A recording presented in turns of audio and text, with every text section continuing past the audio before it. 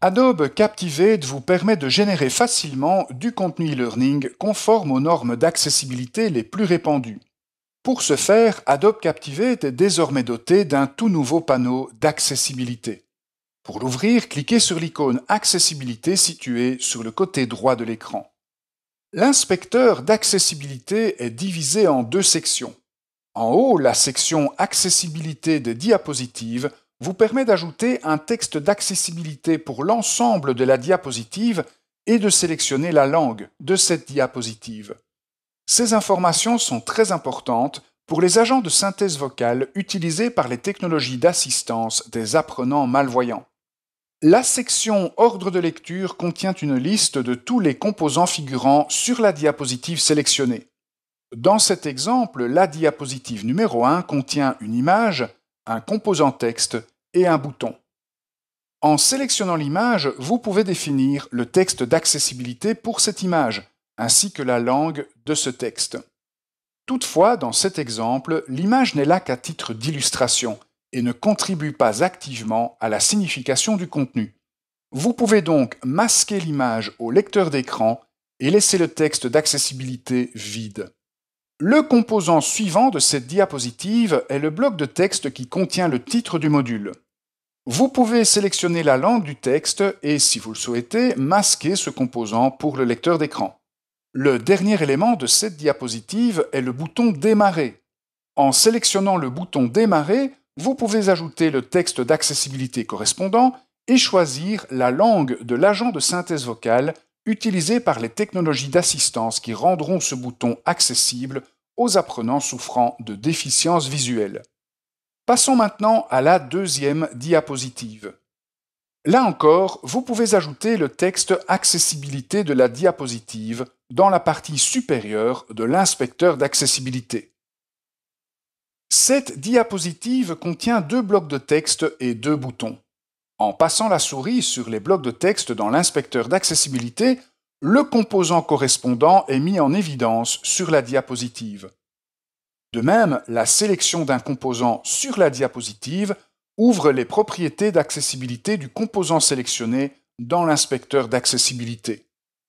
Une autre façon de s'assurer que vous travaillez avec le bon composant est de lui donner un nom. Pour ce faire, retournez dans l'inspecteur des propriétés visuelles. Sélectionnez le composant à renommer et donnez-lui un nom unique et significatif. De retour dans l'inspecteur d'accessibilité, vous pouvez maintenant ajouter très facilement le bon texte d'accessibilité au bon bouton.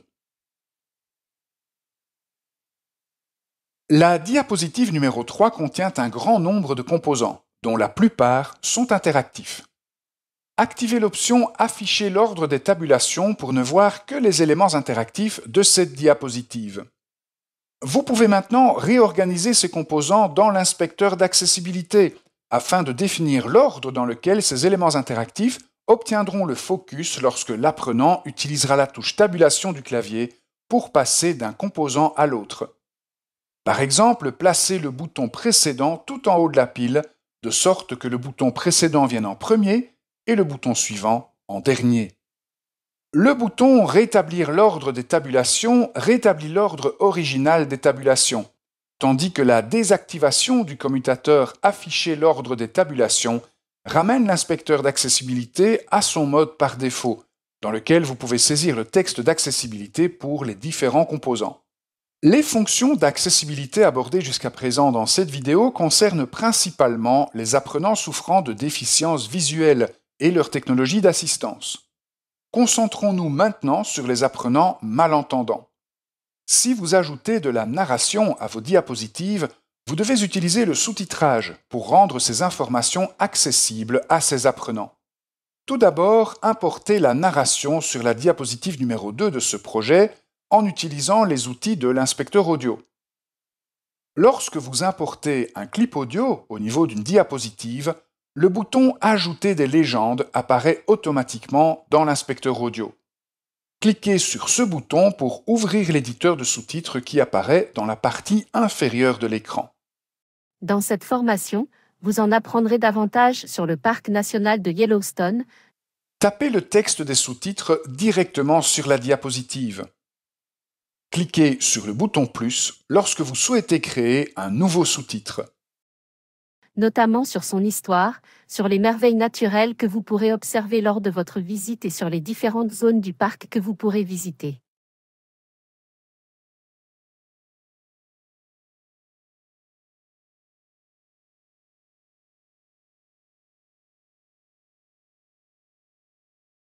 Enfin, nous vous aiderons à planifier votre visite au parc national de Yellowstone.